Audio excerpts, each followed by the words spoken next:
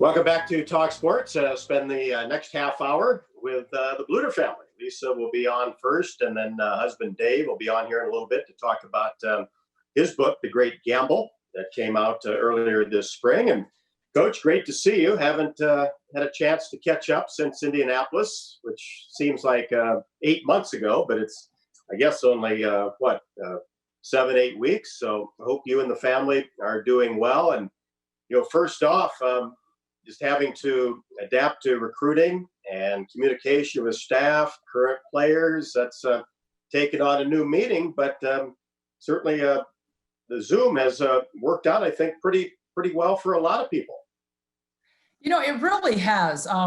Something that we never would have known we were talking about two months ago, and here we are, like, just really proficient at it now, and it's become a great tool for us. I mean, we've been recruiting, doing staff meetings, talking to our own players and keeping in touch with our own players. And so it's been a great tool, and it's, not perfect. Obviously, we'd like to be doing individual workouts. That's what we would be doing right now. And instead, we're sending them, videos saying, here's some optional workouts that you can do. And that's, kind of where everybody in the country is right now. Well, Coach, your kids do they have hoops at home? They have access to gyms? What are they doing for workouts or physical activity? Yeah, some of them are going outside, and you got somebody like Monica Sonano. She up in Minneapolis up there. She's had to fight some snow and some strong northern winds, and planned her workouts around the weather charts. And so, it's McKenna Warnock went to work out at a park, and there was a board over the hoop that they wouldn't let her work out there anymore. So there's been all kinds of things, but I think everybody's kind of zeroed in right now on, everybody's got 2 basketballs and a rim that they can shoot at. And sometimes the wind adjusts things a little bit, but, make do, right? Time to get creative, no doubt about that. Well, one certainly highlight this spring was Kathleen Doyle, and how much fun was the WNBA draft, 14th overall to the Indiana Fever. And it just had to be a thrill of a lifetime for her. And of course, the Iowa Hawkeye women's basketball family. Yeah, it really was. The only thing missing, I wish that we could have been there with her to celebrate. But if you've watched the video of her family, getting the video that's been out there, it's marvelous. I mean, it is pure joy, and to see her reach her dream of being a professional basketball player and going so high, the 14th pick overall, the highest pick in the Big Ten. And so we're very, very proud of her, and thrilled. Indiana Fever, 3 hours from LaGrange, Illinois, where she's from. So it's perfect opportunity for her. Well, Coach, what's Kathleen doing now? Does she have opportunities to work out? What's her communication with her team, and how's that going at that level in the WNBA? Yeah, the workout camps, the camp should have started today. Unfortunately, that's been delayed, and I haven't heard when they're actually going to start and if they're going to shorten their season or shorten their preseason. But she is actually here in Iowa City. She has found a place to work out, and so she's working out inside. And doing as much as she can to stay in shape, and just really going there, feeling confident about her shot and being in the best shape that she can be in. And, of course, Megan Gustafson chopping at the bit to get back on the court. And it's nice to have former Iowa Hawkeye players being affiliated with professional basketball.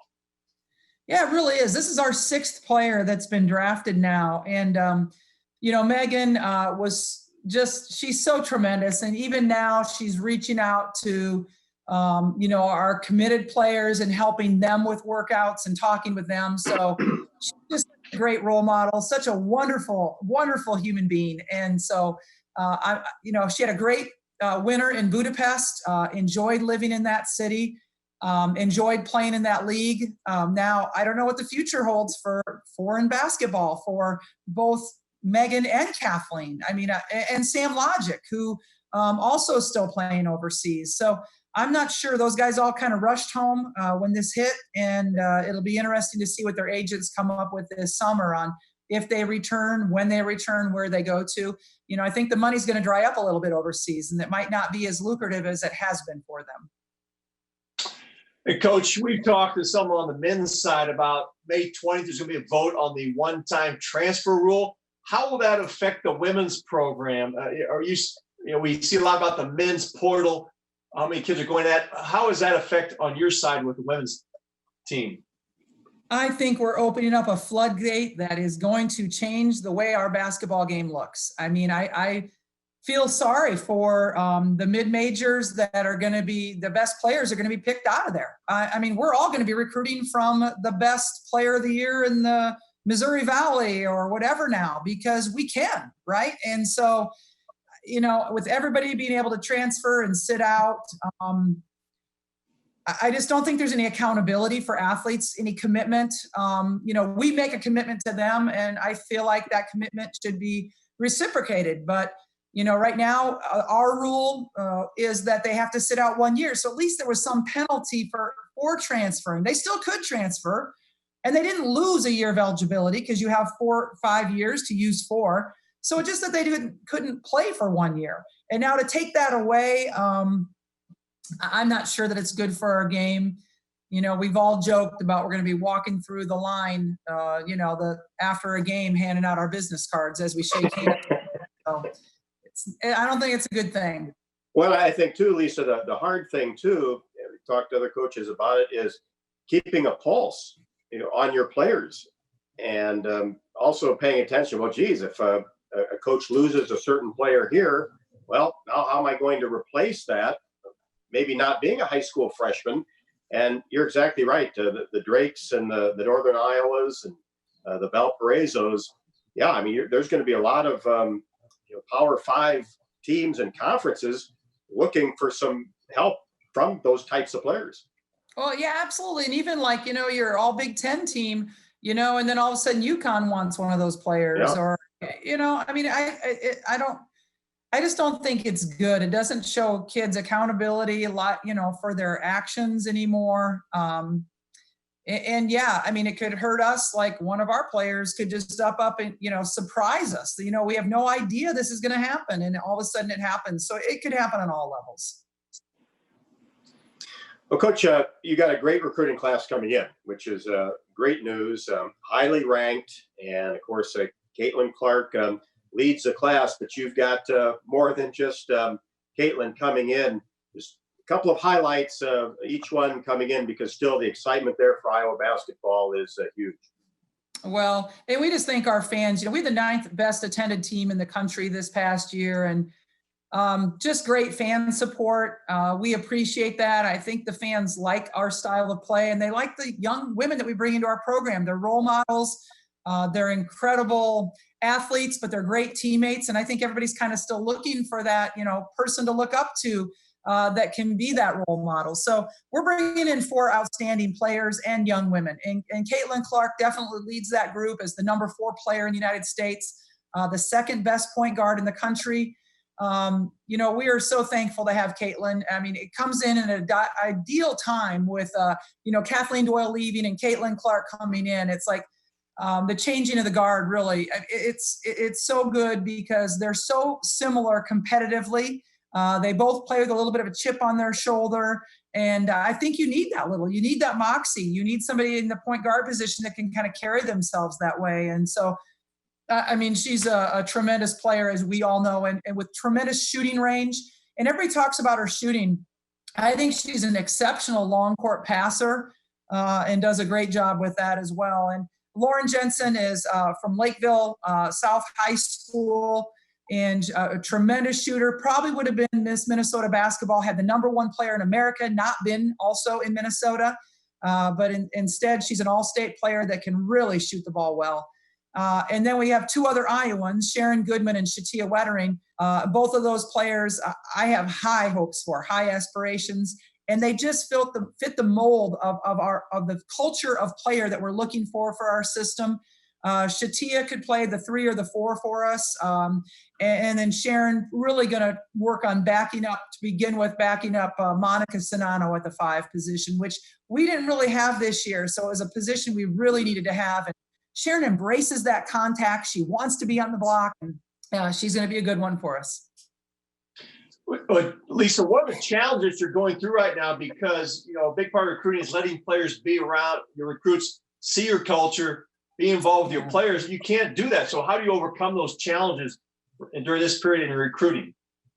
Yeah, and there's even, you know, challenges, like I said, with our own team. Like, this is when we should be doing individual workouts, and now kind of they're on their own. And so this is where, you know, discipline and culture really come into play. You know, I don't have to check on my athletes to make sure they're in bed, you know, at a decent time the night before a game, or have to check on them that they're doing all their shooting workouts, because they've just always done it. And that's the culture of our program. But, you know, right now that serves us well. As far as recruiting, you know, it is hard because we can see them, you know, but our players aren't really involved. And I think, you know, when I have somebody come on campus at Iowa and we can talk to them face to face and show them our facilities and have them meet with the rest of the team, that's our best thing that we can do for sales. And obviously that's not happening right now. And hopefully, you know, in June, hopefully we'll open up and start again. And we just don't know, but, you know, keep our fingers crossed on that. Yeah, that was my next question. Hopefully this summer, some of the live events that are out there will be able to take place, and we'll at least be able to get out on the road a little bit in the summer months. Yeah, July is 2 long recruiting periods for us, evaluation weeks. And so that'll be an opportunity for us to get out. Let's hope that happens. You know, June, we're supposed to have our elite camp, June like 14th and 15th. It's still on right now, but we don't know. We've moved our young instructional camp to the end of the month of June, hoping that we can still be able, you know, do that. We moved our golf outing. It was scheduled for June 18th. We moved it to July 30th. So all things that we're trying to manipulate and still have some, you know, just some basketball activities this summer. And hopefully that'll happen. Well, on a lighter side, Lisa, say tomorrow everything was back to normal. What was the first thing you and your family would do? Oh, that's a great question. My daughters would say probably go to Target. That's they're missing that there, and maybe go get pedicures. They're kind of missing that. So, you know, for me, I've really enjoyed the time home. You know, it's been just different for me. You know, it's kind of like they removed us from that rat race. I should be in New York City tonight. I mean, we're supposed to have Big Ten coaches meetings tomorrow. Now it's going to be all through Zoom, and to have that time that I wouldn't have with my family is a real blessing. And I'm just enjoying that as much as I can. I'm cooking a lot, trying to organize the house a little bit, and just really trying to enjoy some family time that we don't normally get this time of year. So the first thing that I would do, I don't know that I'd change a whole lot. I mean, I definitely go and see my staff and my team. And but other than that, you know, I wouldn't change a whole lot. And still getting those morning workouts in, right? Absolutely. It makes it easier, doesn't it? You know? Right. Coach, spend some time on the treadmills next to each other, Rob. Oh, yeah, absolutely. Absolutely. I miss going to the gym. Last question on scheduling. You guys still working through some home games, obviously, in the non-conference portion of the schedule? Yeah, our non-conference schedule is complete except for one game. We're still working on one home game. Otherwise, it's pretty set. You know, the big question mark for us right now is we're supposed to go to Cancun for a tournament at Thanksgiving. And I just don't know if it's going to happen. I don't know if they'll move the tournament to the States, if they'll keep it there. And so that's kind of a big one because that's a week-long trip that we usually take. And I just don't know if it's going to happen or not. So we'll have to see on that one. But otherwise, it's getting pretty set. You know, we have our 3 in-state rivals, Iowa State, UNI, and Drake. And so we'll be playing them. We have the Big Ten ACC Challenge. We don't know who our opponent is for that.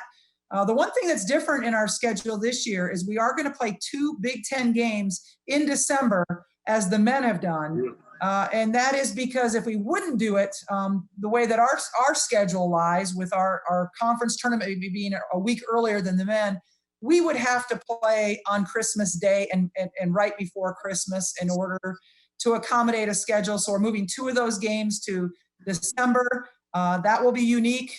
We've only done that one time in my 20 years. I didn't like it the time we did it, but it is what it is, and we're going to have to live with it just like the men have lived with it this past year as well. Well, absolutely. That'll be interesting come December. Well, hey, say hello to the staff for me. Will do. And Yes, Rob, will do. Thank you. yeah, you bet. And we'll get Dave going here to talk about his book, and we'll do All right. that. Transition We'll this. switch chairs. You We'll bet. switch chairs. Good seeing you guys. Hey, and this book's pretty darn good. It's a good read over the pandemic we're having. So Right, perfect timing. Yep. All right. Bye-bye. Thanks. Thanks, We'll, Coach. put Dave in there and take a break and be back with Dave Bluder after this on Talk Sports.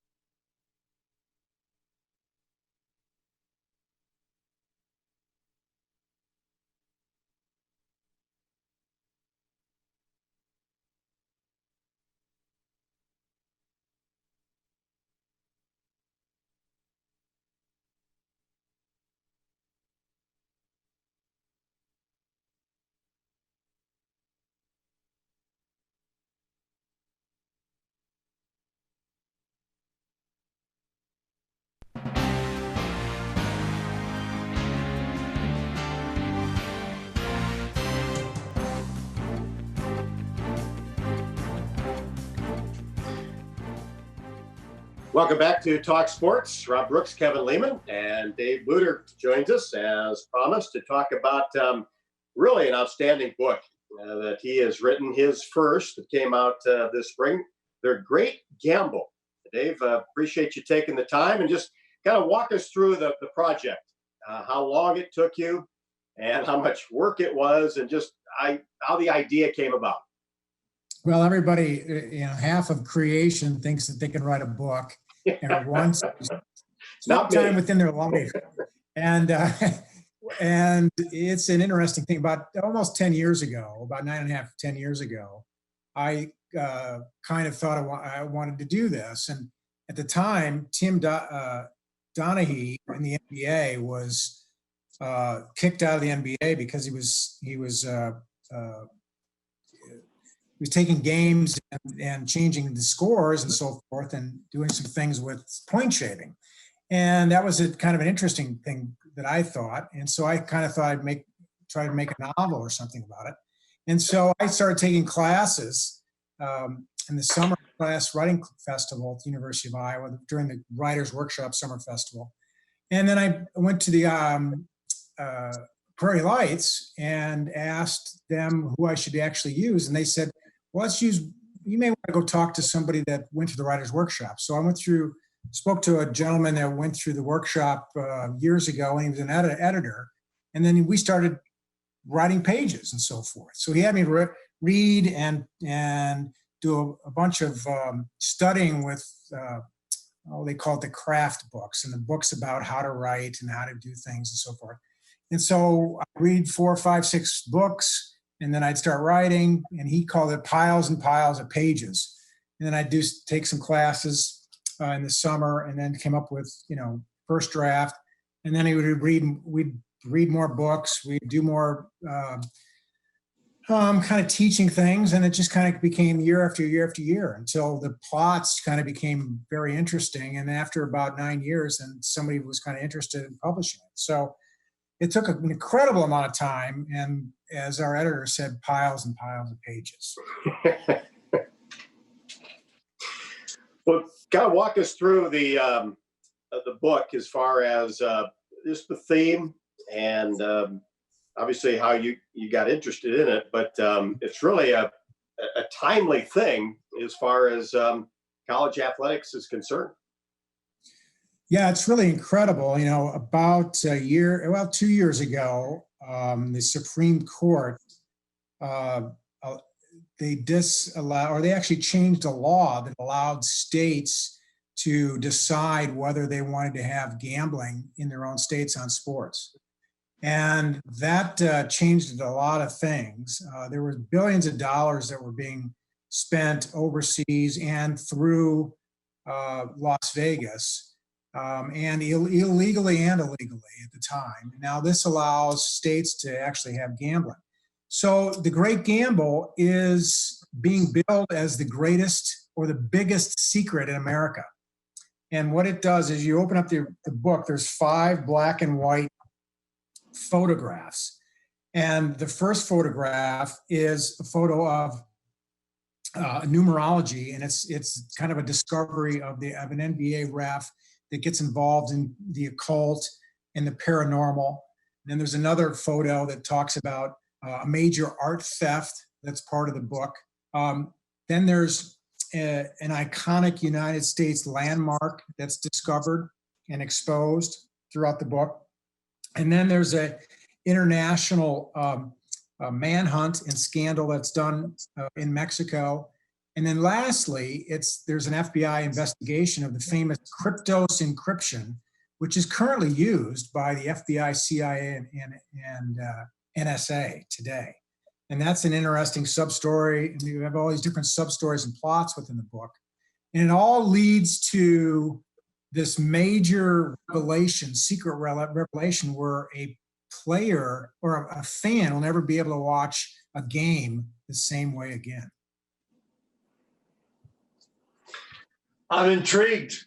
Well, there's a lot to it, and the combination of gambling and sports has really, changed the way people kind of even see the game. And it's funny because I've talked to so many different coaches and referees and players that will have stories about what's happened, and they'll say, "Well, this happened," and they'll tell me specific things on and off the record. And the people that we've had endorse the book are pretty amazing. Senator Bill Bradley, who he was All-American. He won national championship with Final Four with Princeton, ran for president, played for the New York Knicks. He actually helped sponsor the bill with Congressman Jim Leach. And Congressman Jim Leach wrote the epilogue for the book. Sponsored an original bill years ago that disallowed payments, credit card payments, for offshore betting. And as soon as Congressman Leach left office, that bill was changed. So there's just story after story. I mean, we have Dan Matheson. He endorsed it. He used to be with the Yankees. He was director of operations for the Yankees. He was vice president of the NCAA. We have previous Big 10, Big 12 official, Tom Allers, who's done games for 20 years. He's Big Head 12 official. We have Tim McClellan, who was behind the plate. Sammy Sosa, cork bat, and also the entire bat for George Brett as well. So he endorsed it. Hey, Dave, hang on, and we'll take a break, and we'll finish up. Good stuff. Okay. Last break, and we'll finish up. Talk sports when we come back. Thank you, gentlemen.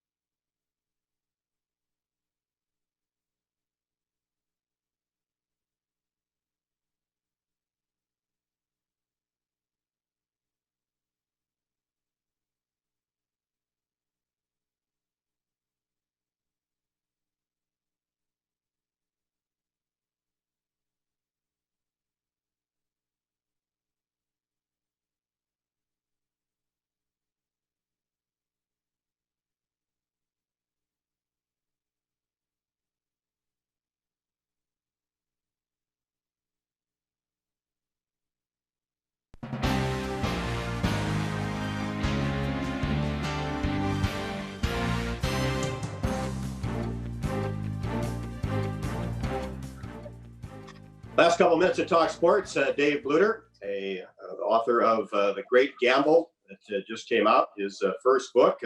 Probably another one in the works. Might as well keep on rolling. And Dave, you're going through just some of the endorsements, some really big time names there. Right, and that's what's pretty amazing and pretty humbling. People like Tom Gable or Dan Gable.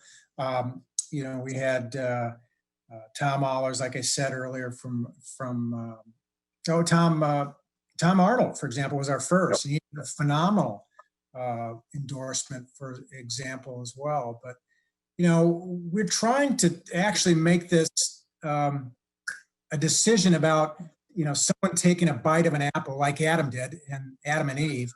And once he took that bite of that apple, made a bad decision. And that's what this whole thing's about. If we make a bad decision, what happens? And this has concurrence as to what could happen in a regular person's life. Yeah. That's what happens. Amazon.com to get the book. We encourage you. We'll talk about it more next week. Make sure people get it, and appreciate everybody joining us tonight on Talk Sports.